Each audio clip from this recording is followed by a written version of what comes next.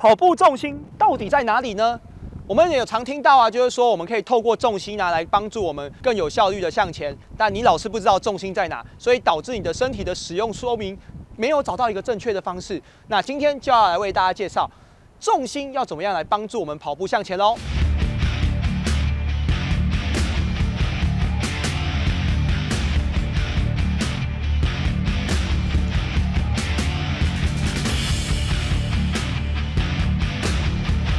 嗨，各位跑者，大家好，我是光头神童李汉轩，欢迎收看《到底跑了没》。今天节目要来跟大家介绍跑步的重心的控制哦。那首先我们要先知道我们的重心在哪呢？大家可以先停留一下，想一下重心在哪。公布正确答案，在我们的肚脐约3公分的地方，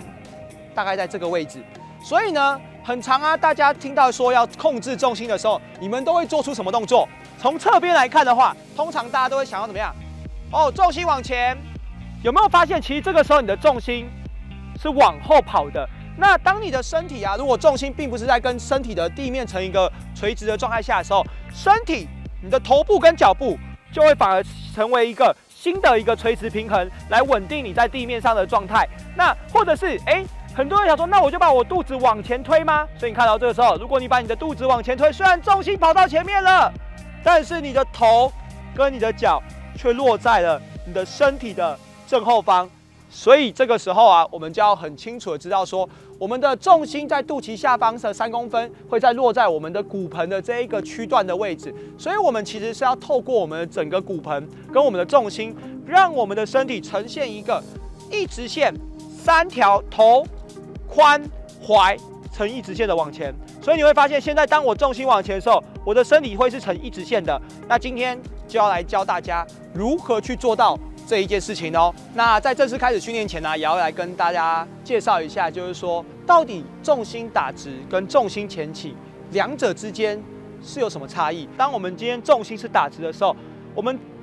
跑动的时候，其实是可以很清楚的看到身体会比较多力量传递的是比较多垂直的，而当我们今天重心往前的时候，可以很清楚的看到力量相对的在作用力反作用力的延伸下是可以更多的往前。那这时候跑友就会说，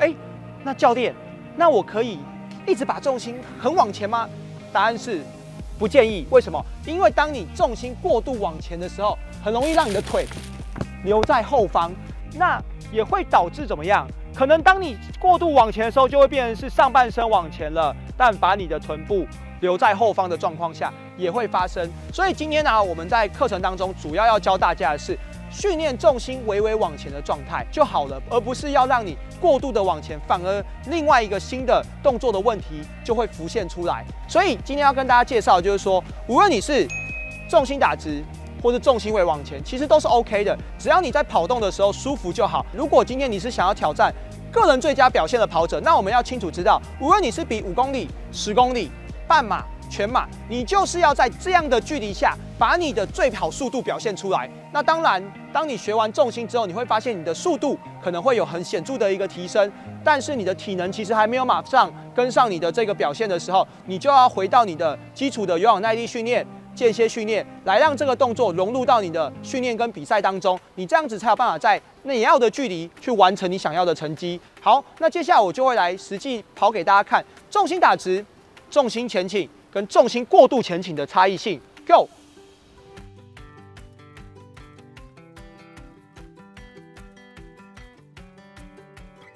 那我们要训练重心的时候啊，请特别注意，帮我找一个墙面。那这个墙面就是你触碰的时候是舒服的感觉就好，就是你不要找有一些凹凸不平的墙面，然后当你手压下去之后，你会感觉到你的手部不适哦。那首先呢，我们要记得一件事情，我们要训练的是你的身体可以控制的重心。你的身体可以控制的重心会呈现一个什么样的状态呢？比如说我们的双手在做动作的时候会点墙，上半身会从直立的慢慢的重心往前。那你会看到，当我在往前的过程中，其实是很放松的，很缓慢。触碰到墙的时候，你会感觉到重心还是保留在你的身上，不过呢，你的手呢不会有太大的压力，只会轻轻的触碰到墙面，就推回来。那接下来就要来跟大家看哦，什么是不能控制的重心？比如说我往后站1大步，那大家看哦，当我重心往前倒的时候，忽然蹦下去的这个时候，你会发现我在很快速的重心往下倒的那个过程当中，我其实是已经没有办法很稳定的控制我的重心，导致呈现一个失重的一个状态。所以我的手部的压力就会变得比刚刚第一个动作还要来得大。那接下来呢，我们就来为大家介绍这个动作要怎么做。首先，麻烦大家双手点墙。这个距离呢，基本上会是相对你可以比较稳定控制重心的一个距离。那双脚帮我站窄，比肩膀窄一点点。那在做动作的时候，先摸摸你的重心在肚脐下方3公分这边。我们在做动作的时候啊，去想象肚脐有点微微的往前。那在往前的时候，你会发现身体会呈一直线，慢慢的往前，轻触碰到墙，回来。有没有看到？慢慢的往前，身体是慢慢的往前。那当然，如果你在训练的时候，侧边如果有一面镜子，那更好，因为你刚好可以透过镜子的反射来看到你的动作是不是在一个同样垂直线的状态。那错误的动作就会变怎么样？上半身往前了，但重心往后，手碰到墙，你会发现这个手其实是随时可以离开墙的。为什么？因为你的重心是在往后。可是如果你看哦，如果当我今天重心往前的时候，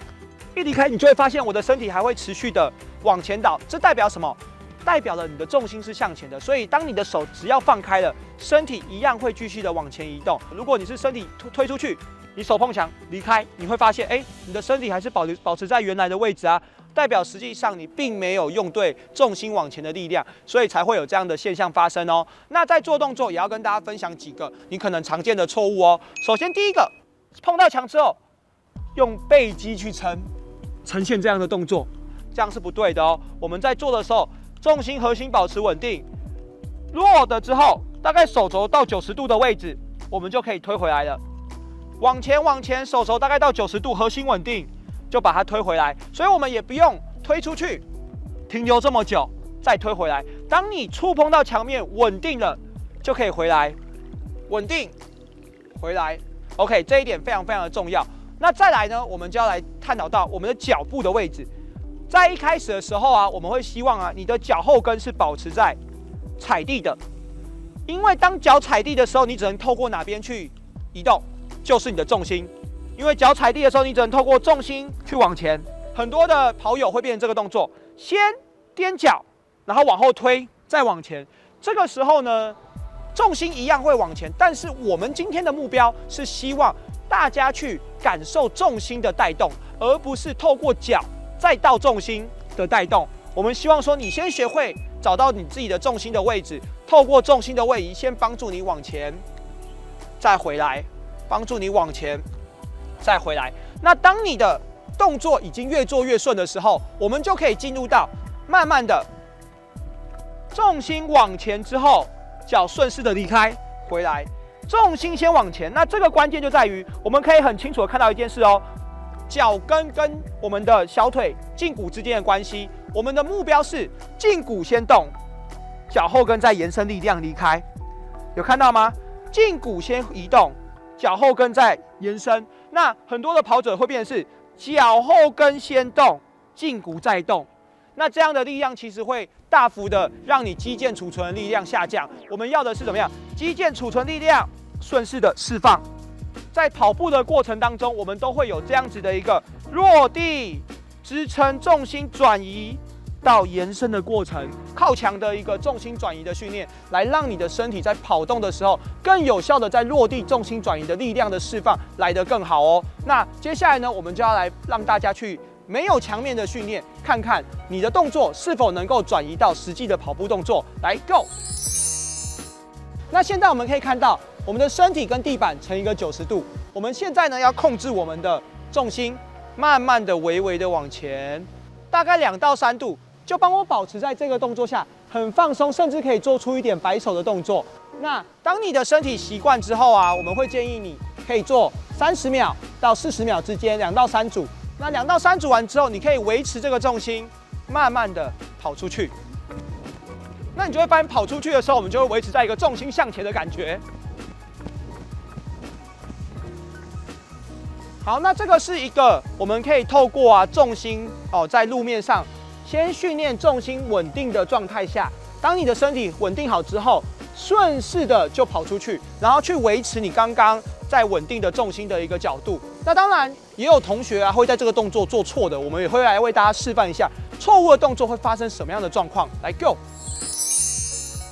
那很多人呢会变成是动作在做的时候会变这样子哦，就变成是上半身往前，然后就把屁股留在后面了，所以你就会感觉你的屁股的压力会比较大一点点，所以特别注意。 我们在做的时候是重心微微往前。好，那接下来要讲的是起跑的时候，很多人要准备起跑的时候，还会怎么样？继